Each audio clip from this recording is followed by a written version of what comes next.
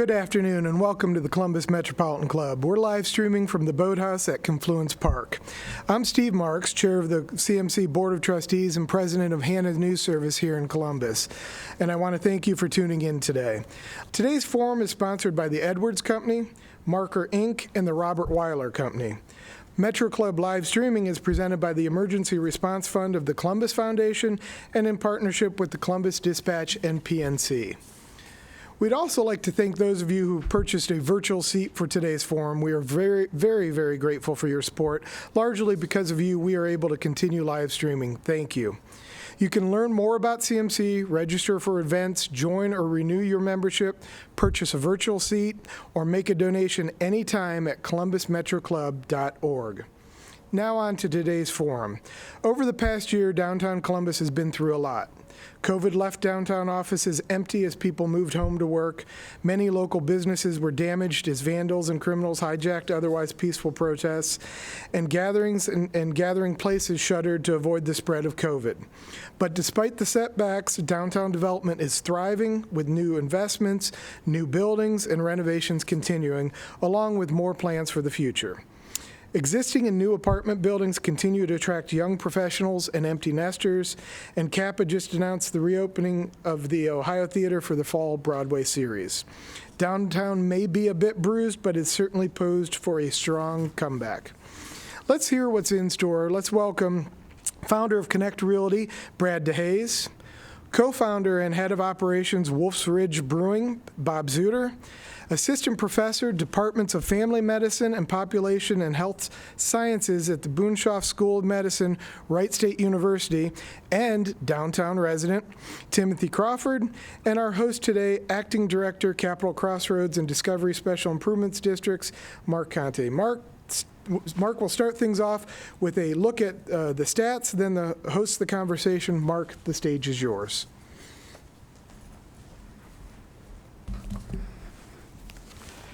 Thank you, Steve, and thank you to the Columbus Metropolitan Club for hosting the forum again this year. It's really an honor to be here. As Steve mentioned, I work for the Capital Crossroads and Discovery Special Improvement Districts in downtown. These two organizations were created by property owners to provide extra services out in the public realm, such as supplemental safety and cleaning, homeless outreach, promotions, beautification, and downtown CPAS. We also prepare this annual report about the health of downtown each year. Last year, I was on stage 2 weeks before Governor DeWine declared a state of emergency due to the spread of COVID in Ohio. I was optimistic that we would not see a recession in 2020, but I did admit at the time we didn't know exactly how COVID would affect the economy. And boy, did it affect it. It affected downtown's two biggest market sectors significantly. First, the office market. CBRE reported the downtown office vacancy rate jumped 5 points from 14% in 2019 to 19% by the end of 2020. All the gains made in 2019 were wiped out for two reasons. Companies in downtown and the suburbs, and we saw this across the country, they rushed to sublet unused office space, including space they don't plan to reoccupy even after the pandemic is a distant memory. Second, downtown added about 500,000 square feet of new office space in 2020 when leasing activity slowed significantly. That same phenomenon happened with the downtown residential market. Data from local firm Vote Strategic Insights shows that the apartment occupancy rate dropped 8 points from 94% in 2019 to 86% in 2020. A record number of units opened last year, 1,200. That's the most units that were added since 2013 when 600 units opened. Another 1,000 units will likely open in 2021. Now, filling those apartments would be easy, except for three forces have been working against it. First, fewer people moved. Bloomberg City Lab reports that there were likely 35% less moves than normal throughout the state of Ohio. Second, the George Floyd protests and the damage the first few nights caused many to rethink moving downtown, at least temporarily. These demonstrations and the message were extremely important for our community, but downtown is still recovering from some of the impacts. And finally, many of the amenities of downtown living, downtown's locational advantage, won't recover until the pandemic subsides. This leads to the really big question, what does the future hold for downtown after the pandemic? The short answer, COVID is a bump in the road and not a monumental shift. Though if downtown is ignored, that's not a guarantee. With each of downtown's market sectors, there are things we know and things we don't know, and I'll give you some examples. What we know, companies will still want offices and they still will want to be downtown, and it will be a choice location. What we don't know is how many people will permanently work from home or do a combination of home and office. Cushman and Wakefield and George Washington University studied large-scale remote work and the impacts on offices. The high productivity we saw at the very beginning of the pandemic is starting to wane. Zoom fatigue is becoming a documented challenge. The ability to get new hires integrated into company culture and the ability to build camaraderie among teams is really being hampered. A hybrid approach won't necessarily mean smaller spaces. If everyone needs to be in the office on the same days, companies won't be able to shrink their footprints. Rather, companies will reconfigure the space to maximize the benefits of being together, which means more communal space like training rooms or cafes that support collaboration and creative thinking. We have learned over this last year that creativity happens with social interaction, and that's what makes downtown, one of the things that makes downtown special, that downtown facilitates that interaction both inside and between companies. More things, what we know. Interest in downtown living remains strong. What we don't know is when downtown's locational advantage will return.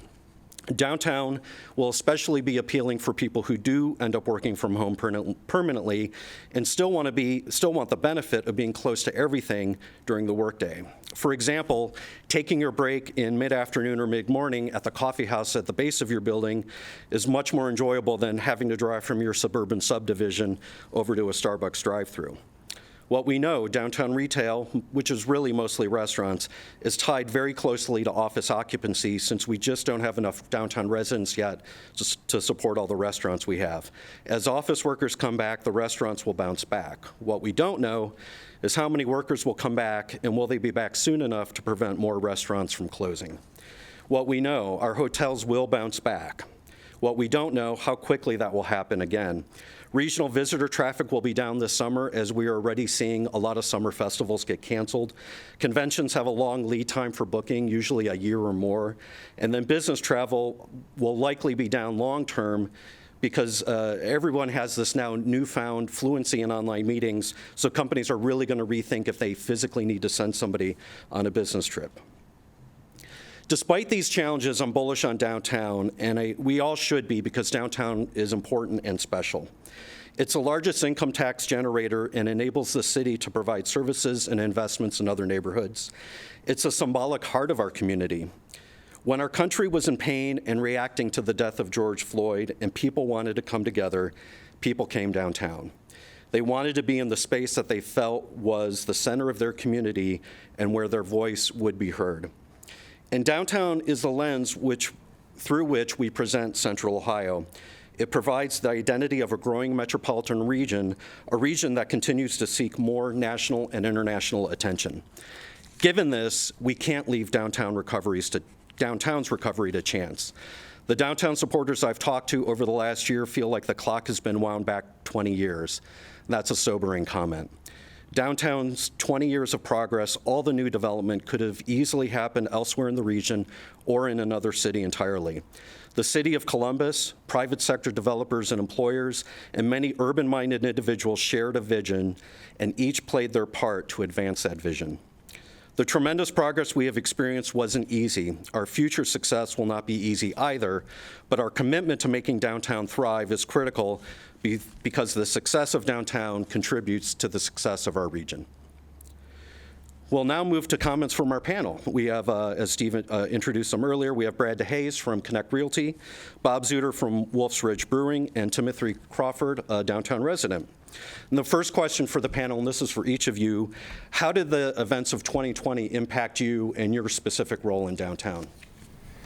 Well, thank you, Mark. I appreciate it. Thank you, Steve and Jane and Columbus Metropolitan Club and the Board of Trustees for putting this on. Adding focus to downtown for us on the development side is incredibly important, especially because, we're going into a warmer season. I was listening to a 97.1 The Fan this morning, and I think Bobby Carpenter said it felt almost like Bambi, where you come outside and birds were chirping and the sun was up, and it started making me think of something we call the seasonal shift, and we see this in leasing a lot. And it adds, a positive feeling, going forward. And where we came from, last year, and I'm thinking through to some of the low points in the conference calls that we had regarding downtown when we were just after the end of the protests. We were obviously right in the heart of COVID and going into the fall. PPP had been spent by many companies. Didn't know if a second round was going to come, and everything that we heard was this is going to get really, really ugly. And we look at it in development as, we do all of our leasing typically on the residential side between April and September, and we try to pack as much in, by August as we can. And it was really ugly. And I think right now, coming out of this, winter wasn't as bad as we thought it could get to. Now, I think I read some of the numbers in the state of downtown Columbus, the new report that you put out, and there was some office numbers that were a little concerning in the fourth quarter. But it appears to me that I think a lot of those are from the subleases that were put out there, that a lot of office tenants were just generally putting up their space for sublet, and that floods the market availability, so kind of skews the numbers a little bit. But on the overall, going into summer, new projects, we're incredibly bullish. We talk more about that in a bit, but there's a lot of great things happening. Other developers, some of the big boys in town are putting up very large buildings, and that's positive, for all of us that are in the space, and we look forward to big things coming around the corner. Yeah, thank you for having us. 2020 was definitely hard for the restaurant downtown specifically. You probably can imagine, but downtown does really well with convention traffic, tourism traffic. Obviously, with that going away, things were quiet in early March, and we kind of saw the writing on the wall that things were going to be shut down. So for us, we kind of shifted into innovation mode and said, well, what can we do to continue operating? That was the biggest thing for us, is we wanted to maintain as much staff as we could for as long as we could. So we shifted to delivery service like a lot of other breweries did, moved into the third-party purveyors or third-party delivery services, Uber Eats, et cetera. Set up our own to allow for our staff to continue to deliver food throughout Central Ohio. And that first week was probably the hardest of my entire life. Not only to try to adapt a business that 75% of which was gone overnight when the restaurant was shut down, but at home with my wife working and our two kids, what to do there. So it was really tough, but our staff, who I can't say enough about, really adapted well to this and allowed us to kind of keep going, keep that business operating so that, there was light at the end of the tunnel as we continued on. There were certainly some pretty low points as things continued. The protests downtown were actually a rallying point, I think, for our business and our staff. It gave us an opportunity to really connect with the community. We, made sandwiches and gave them out to protesters and tried to show our support for what was happening. I know that there was a lot of pushback on what this means for downtown businesses, but for us, it was, this is an extremely historical moment in time that we wanted to be on the right side of history with this. So. That was good for our staff. That was good for it was needed for the community to show that. And then as we went along, as Brad alluded to, the PPP money didn't do much for us as a restaurant business. We were on a call early on with Congressman Stivers, who point blank said that this was not well designed for the hospitality business, and that rang true. So it didn't do much for most restaurants. I think that people need to understand that is, especially small businesses. We struggled early on, and the PPP didn't carry us too far.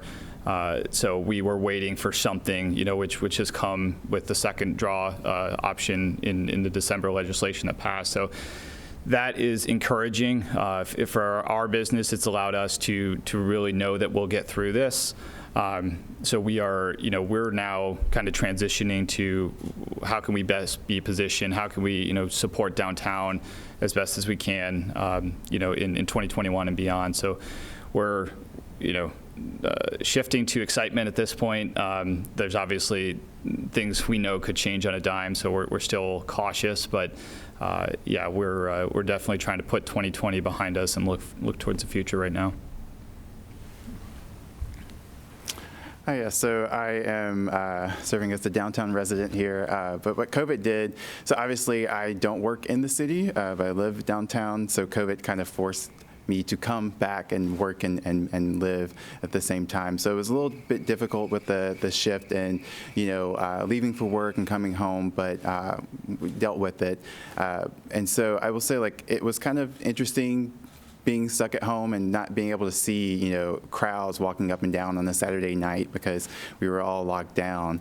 I will say that I was proud of my city in Columbus, especially during the protests of George Floyd, seeing everybody come downtown to support the movement. I saw a lot of people in our building as well as other buildings close to us with signs saying, "Say her name, Breonna Taylor, George Floyd." So it really made me proud during this time. I know it was during the time of COVID, but it was a time that everybody came together, and I was really excited to see that downtown Columbus was coming together for this specific cause. So I take that as a positive for this year, even though 2020 has kind of looked as the bad year that we want to get over. But for me, it was kind of one of those shining moments that I thought the city came together, and so I hope that also shed a light for those who were hesitant to come to downtown because of the protests, but looked at it as we were a community coming together to fight this injustice.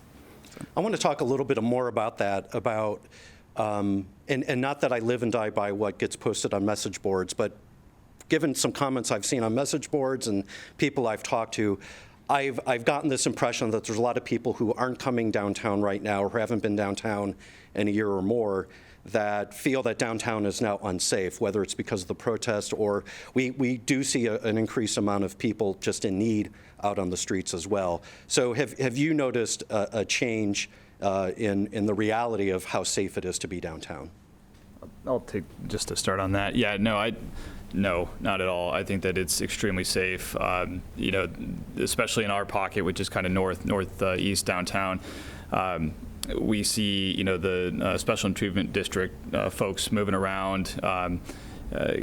There's activity. It's certainly much quieter, but even during the protests and even the stuff that happened post January 6th.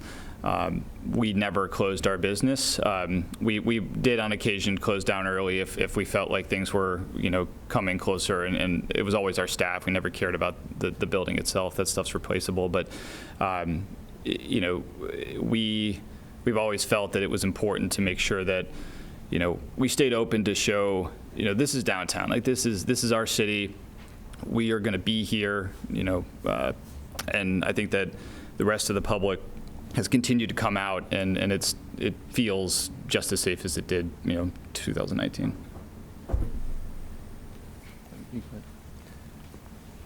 So there was a point in time when we thought that it wasn't safe, and I was on the call with Marc and his team, and city officials and police commander.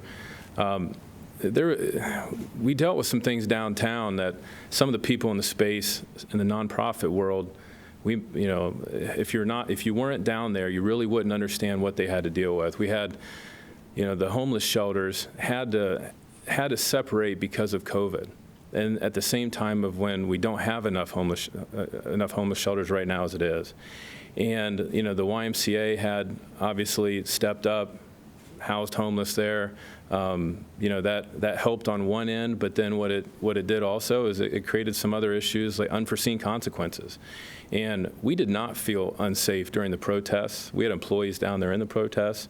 We had projects right at the epicenter. We have, tear gas, and smoke bombs were going off right in front of the projects, right, and our workers did not feel unsafe. For the most part, the protests from a business perspective, were peaceful. What happened at night, we had 7 buildings that were hit, and it was kind of death by 1,000 paper cuts, because it wasn't quite enough to where when insurance will cover it, because it didn't. I mean, it was a significant capital loss, but I went down there with my son and went through, and it was a great learning experience for me and for him. And I think I never felt unsafe when we were down there. Now, with regards to what happened after, in July, August, September, there were some unforeseen consequences with regards to misdemeanors and drugs and things like that for a short period of time really was sketchy and was concerning. And one of the things that we dealt with during that time was, as soon as we had a problem, we had the Special Improvement District, Capital Crossroads, available, calling the police commander, calling city officials, having conference calls. The mayor's team was on those calls, city council was on those calls, and we have a very in-tune leadership here in Columbus. And I'll say that, when they recognize a problem, it was a hard thing, because you have peaceful protests that you don't want to have, arrests made and things like that. But at the same time as you have things like drug use, that open drug use, and it's these two different things, and where do you draw the line? And that was an issue that we had. But over a period of 8 to 12 weeks, it was addressed. And I was, honestly, it made me feel significantly more confident. And I think that's what you said, Bob. And I think, I was happy. I was really proud of our city. I think, Tim, that's what you said was, we live in a very unique place, and downtown Columbus is the reason that the Mid-Ohio Regional Planning Commission's area has been so attractive, and we've seen so much success over the years, is because people make a decision to move to Columbus in contrast to other cities, mainly because of the urban vibe and because of downtown.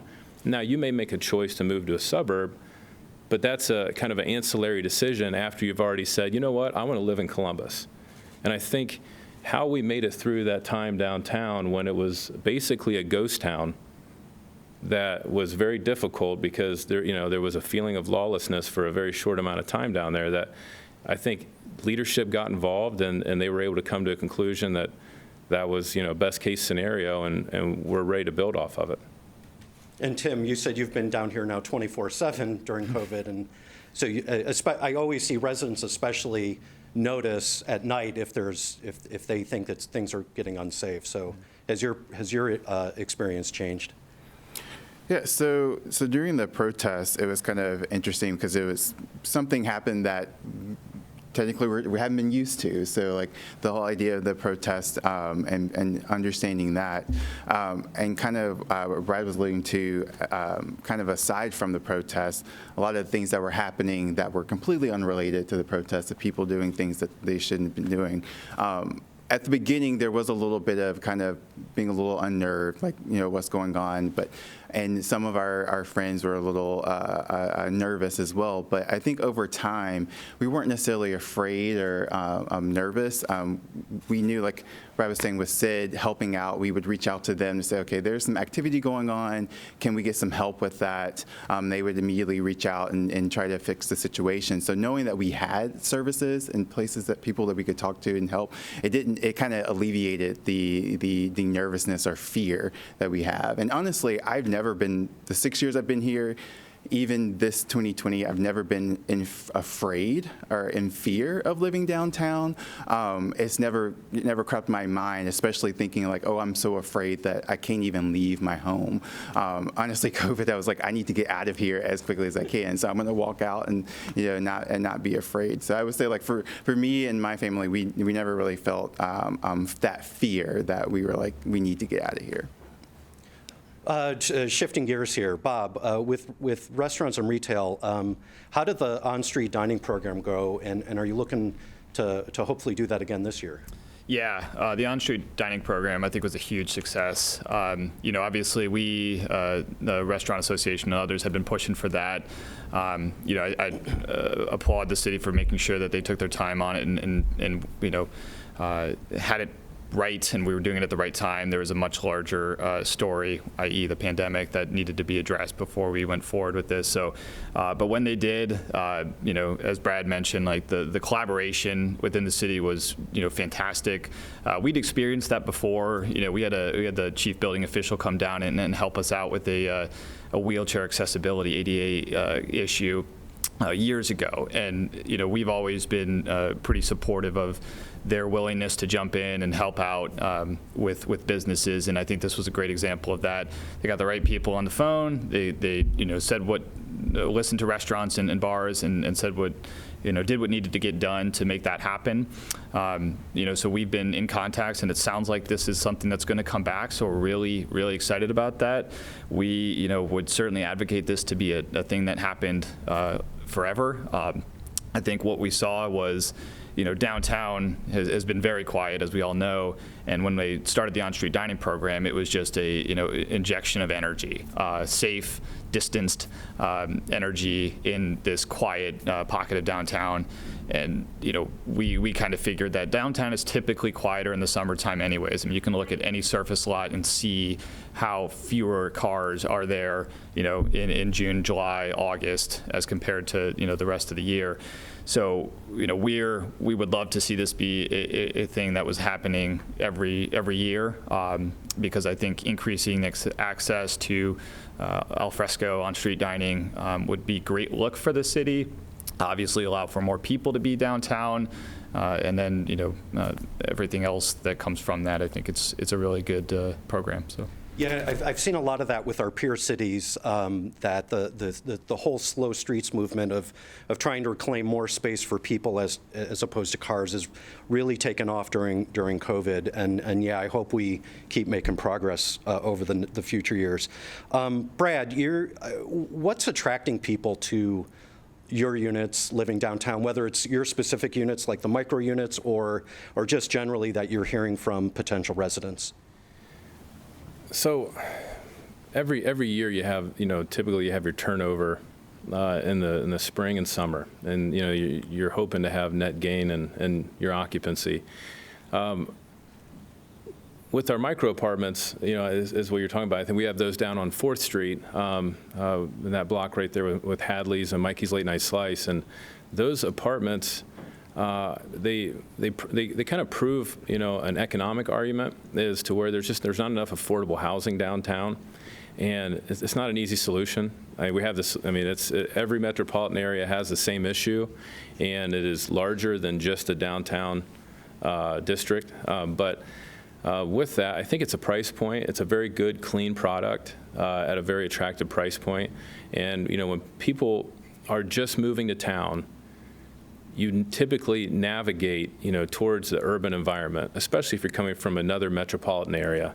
It's a little bit intimidating, to some people, maybe Midwesterners, to hey, I'm from a rural environment, and when I moved here, I thought, ooh, I don't know if I could do downtown. And then once I lived down there in the Brewery District, I said, I love this place. And I think people go through that natural, process. And with us, we get a lot of people that first move to Columbus, test out one of these apartments, and then they'll move on to maybe a larger apartment. I think that's where we're getting a lot of. It's not so much of people that are just renting and staying, but people are moving around. People are getting comfortable. They're finding out what neighborhoods work for them. We have a couple great entertainment districts. I think Bob's Brewery is obviously fantastic. Penn's is open right there across the street. If you go down there, you can park in the parking lot right across the street, pay the machine. That works out well. But the down on the other end on 4th Street, you have Mikey's Late Night Slice, you have Hadley's, you have Pecan Pennies and the Walrus. These little areas are popping up. And that is typically where people start to migrate to, is they may not want to live right above all that action, but they'll live a block or two away, because at the end of the day, you're a short walk to happy hour, you have coffee shops that you can access, and that whole thing we talk about, walkable environments and walkable communities, which is what developers strive for, especially in suburban markets. That fabric is they're they're trying to implicate what you get downtown naturally, and downtown offers it. You know, you can hit multiple districts downtown, and you can live in between them. And you don't have to only hit your watering hole or your restaurants that are right there on your strip. You can walk 6 more blocks the other way and hit another one. And I think that's the appeal. And as downtown repopulates, some of the new retail users that are coming into downtown, I think are going to be able to drive it, because what's new typically drives new interest and demand. And we have some great staples that, you know, luckily have made it through a very difficult business time. But with going forward, some of the new investments downtown, I think I heard last week, some people are having trouble getting liquor licenses. And that's not something that's normal. And, you know, you would think with all of the businesses that supposedly had gone out of business that there would be an abundance of liquor licenses, but apparently it's not the case. And that tells me that there are a lot of things that are in the works that we're probably going to see come to fruition here over the summer. Tim, as a resident, what kind of retail are you looking for? Obviously, online shopping has really shot up over the last year, but as a percentage of overall sales, it's still pretty minimal. And so we know people still want to shop for some things in person. What would be some things appealing as a resident? Yeah, so for me, my husband and I have kind of discussed this as well. Things like, obviously, there are grocery stores on the periphery of downtown. We would love to have like more grocery options. So if we wanted to walk if I forget something, I could just easily walk to the grocery store and pick up something. You know, like I think like the DGX in the Commons is like a nice opportunity as well. But having that in the different districts where we can just easily, because like I said earlier, before COVID, I was driving to work and driving home. On the weekend, I really want to park my car and not have to drive anywhere. Another example is just things like, for example, in Ohio State, the students there have their Target. Like, there would be a great way to have an urban Target in the center of downtown, where we can, if I need something, I can easily get out and walk instead of having to drive to the suburbs to get some of the amenities and items that we need. And that's honestly why we like downtown, be able to just park a car and for the whole weekend not have to drive it and just to walk to things. But for us, like those essential items like the groceries, you know, Target-ish kind of places where we can just walk and get those amenities without having to either drive or order online. Ordering online is great, but for me too, I like to be able to just walk in and see what I need. And of course, if I didn't go in there to see what I need and something pops out at me, I'm like, oh, I'll get that. Yeah, impulse buying just isn't there with online shopping sometimes. Right. And if I could add to that, I think we've all hit on it, but it's the walkability that you know, for me and on the restaurant side is so critical, I think, to the success and the energy of downtown. You know, we are on 4th Street, which it's a thoroughfare, and it's basically a highway when you get to us. We had a sidewalk dining permit when we first opened. We never used it because people just fly down that street. And you know, I think Broad Street is a similar example too. It's, you know, it's massive, and there's such an opportunity to slow traffic down, improve pedestrian safety. Biking is critical, I think, to downtown to get people to move from, Short North and Old Town East and German Village. You know, that to me, I think, is a huge opportunity for our city to really improve in how we have it structured down there. We're going to move to questions from our live stream audience in just a few minutes, but I do have one more question. This is, again, going to be for each panelist. What kind of help do you think downtown needs coming out of COVID? And that could be, what kind of government help is needed, whether it's city or state or federal, or what kind of help just from an individual? So all the people who are watching, what could they be doing to help downtown? Sorry, I already had my mask off. I apologize. Kind of what are you thinking? So from a city perspective, I mean, their hands are tied a little bit. Now that they have some of the CARES funding coming through, I think they have a little bit, more flexibility, but they're doing it. I don't know if everyone's aware of it, but they put out restaurant grants. Now, I understand that, when problems could be in the hundreds of thousands of dollars, $10,000 to $30,000 could be, maybe seem as, not such a big thing, but we have some hospitality businesses downtown, and we'll take what we can get. And I think that, to be honest with you, coming out with that second round of that is a big deal. And they've stepped up, and that's supposedly is coming. And I think, that's really at that level is something that is unexpected, because we typically think pandemic, well, that should be federal dollars. And the city has really taken funds that they have and say, look, we need to take this, put it towards these businesses, and really segment. The CID did a fantastic job of going through all the businesses in the short north. I can't believe that heavy of a lift of allocating all those dollars, but I'm really, really happy they were able to do it. Yeah, for us, that's just it. I mean, a lot of the grants and things like that at the local level aren't for us, and I think that that's the correct action, because I think we are through some other legislation that's passed at the federal level are benefiting more from PPP. If we had higher payrolls prior to the pandemic, we're getting more money than a lot of smaller businesses are. We're able to take advantage of employee retention credits and things like that are good for us. There's so many other businesses on a smaller scale, and we as a wholesaler on the beer side, we work with these retailers, these bars and restaurants, and I think they're the ones that really need the support. So anything that we can do on the local level is extremely helpful. I know the state is looking to do grants as well. That is all going to be very helpful. But at the end of the day, it's our community. We really need our community support to come out, eat at the bars and restaurants. And if you're not comfortable with dining in yet, just take out, delivery, anything that's available through your local, restaurants and bars and small businesses. Our sales manager put it, well, in that you want to water the plants you want to keep.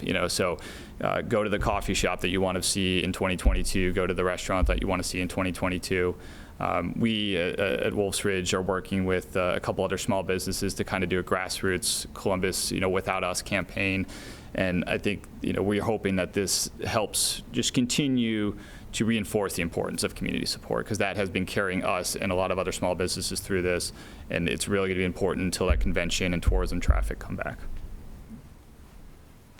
And from a resident standpoint, I think one of the things that I could do, we could do, others could do, is just continue to support downtown and be a voice of support, hyping up the city. So my husband and I, when we have friends pre-COVID that lived outside the city that wanted to hang out, we kind of call ourselves downtown snobs. So like, you come downtown, we're not going to come to you.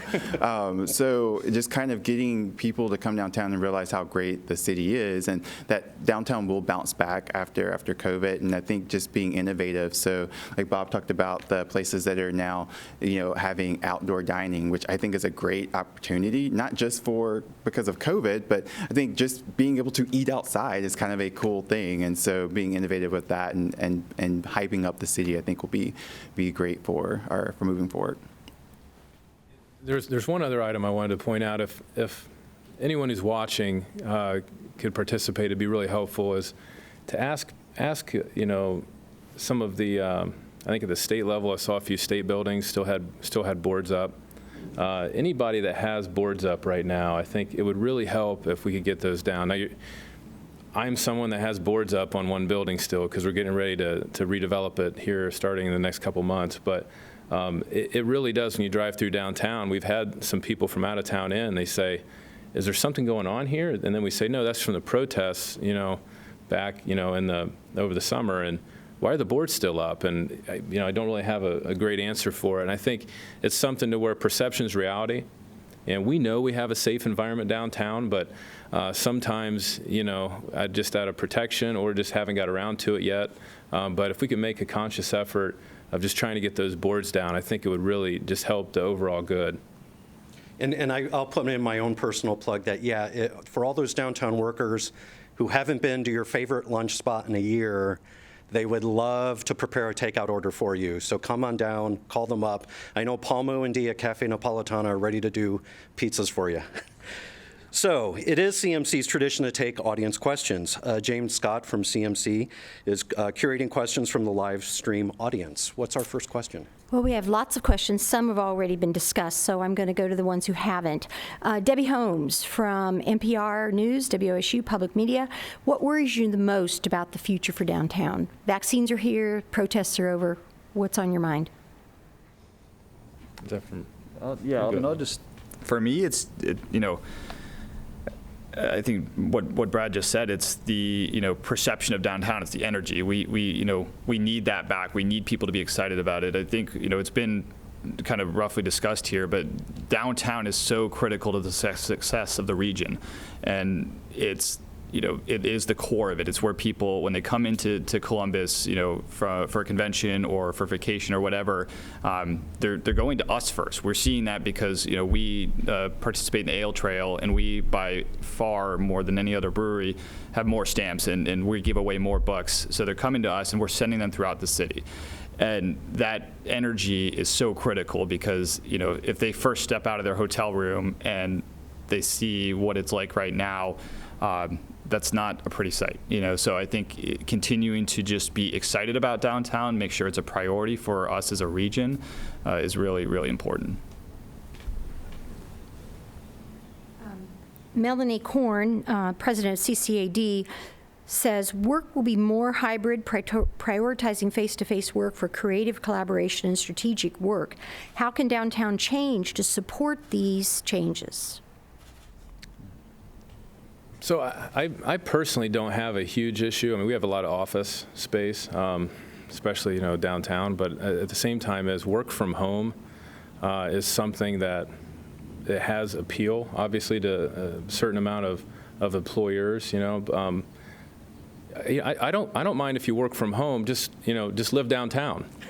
Live downtown solves the problem. And I think if we can push that, I mean, it's not a huge issue, but.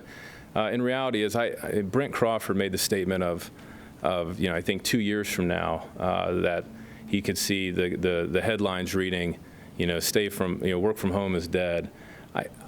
I'm subscribing to that thought, to be honest with you. I mean, we've gone through it, and I think we could have these hybrid workplaces, but I think having an office is a strategic advantage for employers, and when you're recruiting talent. And you want to have, culture, it's very difficult to establish and create culture, especially for a startup when you're working from home.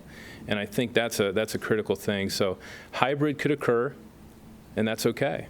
A hybrid could occur. And I think, there's more seasoned and tenured employees, I think probably would desire that, maybe employees of families. But I know this, when I was at home, the first 2 weeks, and we have around 200 employees, so we're not a large employer by Columbus standards, but we have enough to know that what we're doing is either good or bad. And when we first started work from home, I was excited because I thought, well, wait, I get to set in on calls on management, I get to set in on calls on construction, I get to set in, and all these employees I never really was able to interact with previously, I'm able to see them perform, and it was a great thing. And then about 6 weeks later, I found that other appointments got back in the way, and then I was missing calls. And then eventually you have this concern of, as my family was asking me to do things, we were staying at home, I had concern, if I have the company and I'm thinking about maybe fitting in a workout or going and taking my kids to the pool middle of the day, it's kind of, I don't know if my employees would be disciplined enough if I can't do it, and then I started thinking, wow, is this the new normal? Are we going to have literally, am I going to have to wonder if my employees are actually working? And I think that, I guess, general paranoia, kind of fit. And when we were able to go back to office, we went back. So I think it's for the next couple years, we're going to have to consider it. A hybrid is a possibility. I don't think we have to, there are changes in how to design offices, but I really think that the path that offices were taking with large communal areas where people could have flexible working environments and not just, structured, separated office spaces, I think it'll be back. We have to have faith in vaccines. We have to have faith in medicine. I think it'll be back, and people need people. And that's how you develop company culture. So I think that'll come back, and we'll see these trends continue that were pre-COVID. Doug Buchanan from Business First wants to ask you, Brad, any changes to the trolley barn or other projects because of changing trends from the pandemic? Pandemic, no. Trolley barn almost didn't happen because of the pandemic. We literally closed it on Friday before the order to shut down. So if it would have been 1 week later, it wouldn't have happened. There's no way. It was like aligning the worlds to get that deal to close. And right now, it's looking great. Columbus Brewing Company their building's absolutely phenomenal. The East Market, Butcher and the grocer is making a huge dent over there in that market. We're excited. It's happening. It's going to be better than we initially planned. I mean, I'm really excited. With regards to Municipal Light Plant, we lost a tenant, but we filled it, and I think we have maybe 12,000 square feet left, a lease in there. So, but there's a stadium across the street, and how that looks is phenomenal. I was lucky enough to get through that last week with the Crew's leadership, and it's an NFL caliber stadium. It's an NFL different kind of soccer, different kind of football, but it's an NFL caliber stadium, and we're excited. And so all we did really is, it's a mud hole over there right now, but it's happening. Next couple months, you're going to see some amazing changes coming about that area. Good deal. Bob, there are lots of new activities that have been announced on 4th Street. The synergy there, is that going to help you? Are you concerned about the traffic, as you said, being such a thoroughfare up 4th?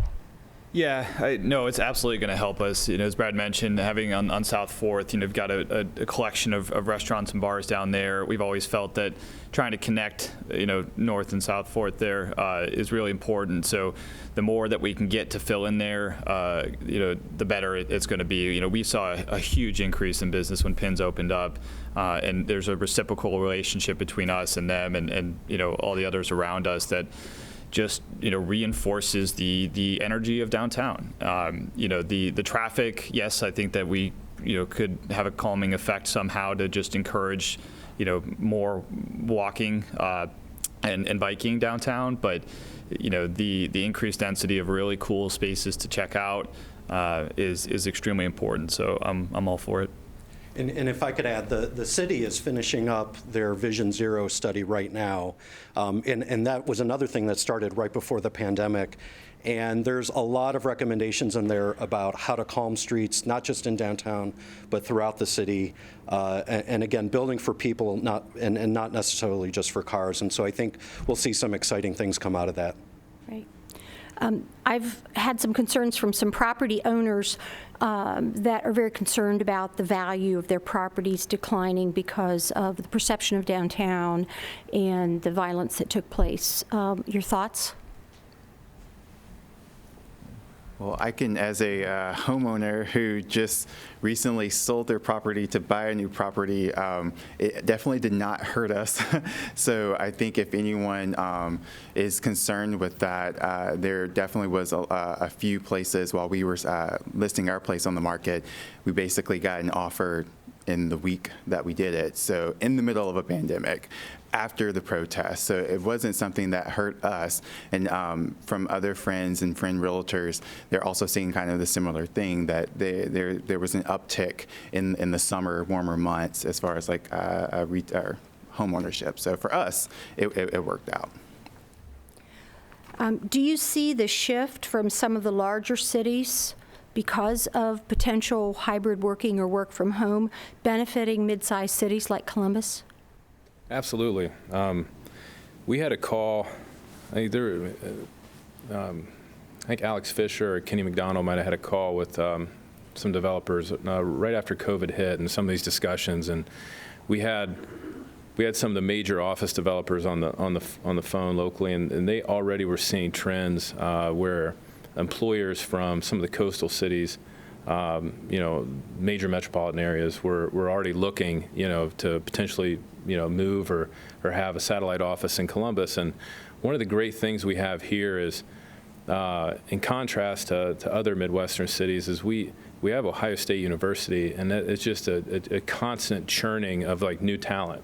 And I think that from an employer standpoint, the level of talent that's coming out of Ohio State is incredibly attractive. And when we look at it for downtown Columbus, that is going to be something to where these major employers need to start really factoring in that, hey, we want to have a home there. And standard of living is high, low cost of living. And I think it's a very attractive place, and we've already seen a lot of interest. I don't know if it really has yielded any mega tenants yet, but products getting ready to come on the market. And when they move here, they only want Class A. They only want high-end product. Yep. I can add to that actually too. So I went to Ohio State. I studied finance and graduated in 2007. I remember before I graduated, I talked to a real estate professor, and because I was interested in living in an urban environment, and I said, what's it going to take for Columbus to really improve that? And something that he said was, it is the core of the city, and it needs to connect the Short North and German Village and all these other areas of the city. So I moved to Chicago, and my dad and I started talking about doing this, and came back, and that continued to come back to my mind. And that's one of the reasons that we wanted to be downtown. And we set up shop there because we knew that for us to, you want to be the change you want to see. And we wanted to build a really, solid core. And I think that continues to be extremely important. So Richard Needles from Productive People Strategies asks, how can downtown high-end residential development be balanced with residential development for low or moderate income citizens?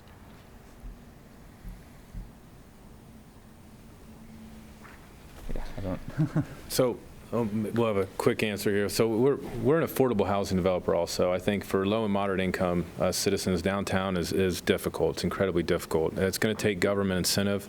That's the only way we're going to have it.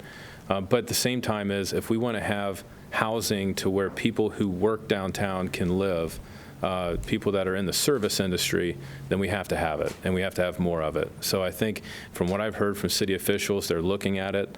They know that we need it. They're on board. They're just trying to figure out how and where, and I think it's going to happen as infill. So some of these big vacant office buildings and things, dinosaurs, I think that's a great chance to repurpose, and we need to do mixed income housing. It can't just be a tower of low income housing, and I think everybody's getting that because that creates economic mobility and is a deterrent to generational poverty. So I think that's what you're going to see coming up here in the next few years. Excellent. I hope you enjoyed today's forum. As someone whose business has been located at Broad and High for 35 years, I'm very interested in a thriving downtown, and I'm very bullish on it. I just signed another 10-year lease. So our forum next week features Columbus Health Commissioner Dr. Mashika Roberts and a panel of health experts as we explore COVID vaccine issues and getting shots in arms. As we conclude, let's thank today's sponsors, the Edwards Company, Marker Inc., and the Robert Weiler Company. And thanks also to the Emergency Response Fund of the Columbus Foundation for presenting our live streaming in partnership with the Dispatch and PNC. And thanks once again to our online virtual seat patrons. We really appreciate it. A special appreciation to our speakers. We couldn't do this without you. Brad DeHays, Bob Szuter, Timothy Crawford, and of course, Marc. Thank you, Marc Conte. We hope you'll tune in again next week. Until then, be well and stay safe.